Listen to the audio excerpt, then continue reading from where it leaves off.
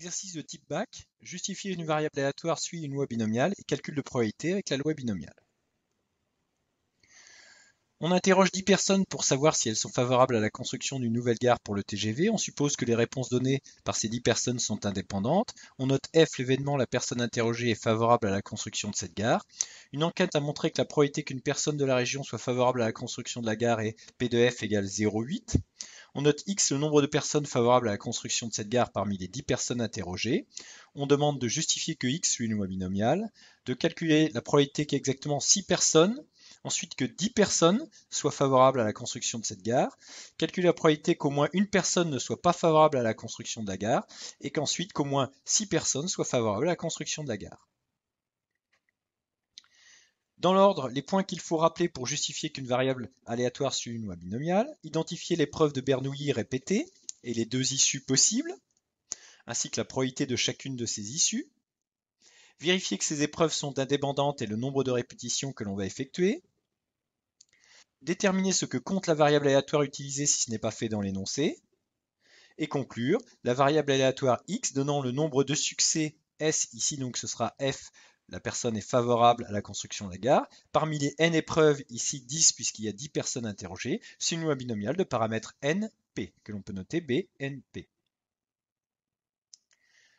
Dans l'ordre, ici on considère l'épreuve de Bernoulli consistant à interroger une personne avec les issues F et F bar, donc attention à ne pas confondre l'épreuve que l'on considère et ses issues. Une erreur classique consiste à écrire on considère l'épreuve de Bernoulli consistant à interroger 10 personnes, ce qui est faux ici puisqu'on va interroger une personne et on va répéter 10 fois cette épreuve, ce qui est différent. On a donc ici P de F égale 0,8 et P de F bar 1 moins P de F bar événement contraire de F 0,2. Chaque personne répond de manière indépendante, c'était dit dans l'énoncé, on répète 10 fois cette épreuve de Bernoulli. La variable aléatoire donnant le nombre de personnes favorables parmi les 10 est notée x, et donc x suit une loi binomiale de paramètre n égale 10 et p égale 0,8, notée b 10 0,8. Une fois effectuée cette justification, on peut utiliser donc les coefficients binomiaux pour calculer les probabilités. Par exemple, donc 6 personnes favorables à la construction de la gare. X, pour rappel, compte le nombre de personnes favorables. On veut donc x égale 6. On va donc calculer la probabilité que x soit égal à 6.